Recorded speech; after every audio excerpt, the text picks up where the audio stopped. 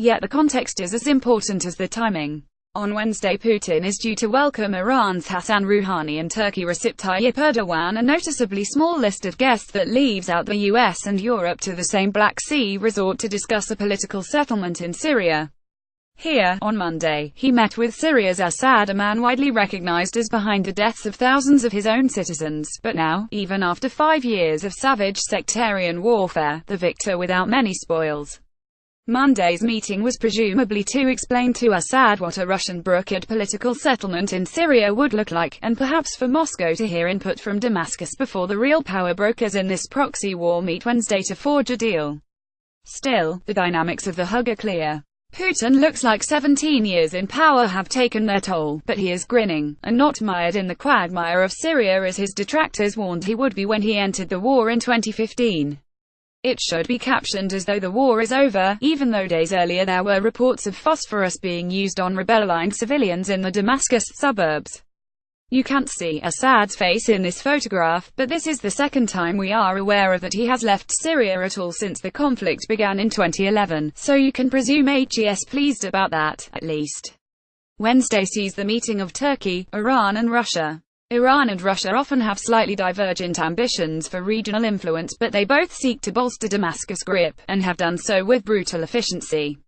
The Assad regime now controls most of the cities that it practically can, or that remain standing and desirable, despite Assad once expressing ambitions to retake the entire country. Other northwestern areas are held by Turkish-backed rebels, and in the northeast, US-backed Syrian Kurds control much of the territory. These Sochi talks are likely to spell out these internal borders. But they will also address Turkey's ambitions for the awkward northwestern part, where Syria's tormented and disenfranchised majority its Sunnis have a homeland of sorts. There, Idlib has become a home to many extremists, but also tens of thousands of civilians, some still under bombardment. These talks will presumably lay out how far Ankara is willing to go to enforce a cessation of hostilities between regime-held areas and those parts of the north controlled by rebels.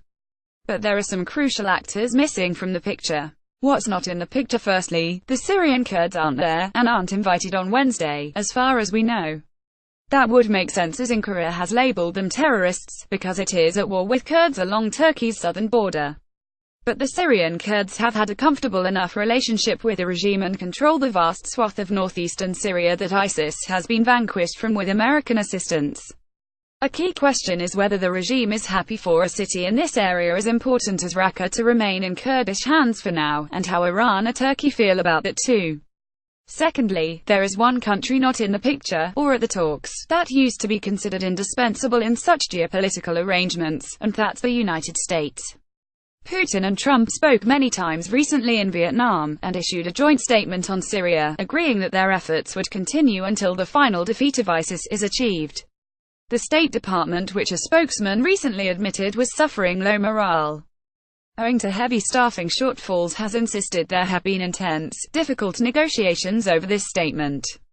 But it is a joint statement over an issue that has seen Moscow and Washington at odds for 6 years. And it is Putin who will apparently call Trump on Tuesday to report back on his meeting with Assad. The US has always been inconsistent and reluctant in its approach to Syria's war, outside of defeating ISIS. But on Wednesday, it won't even be in the picture.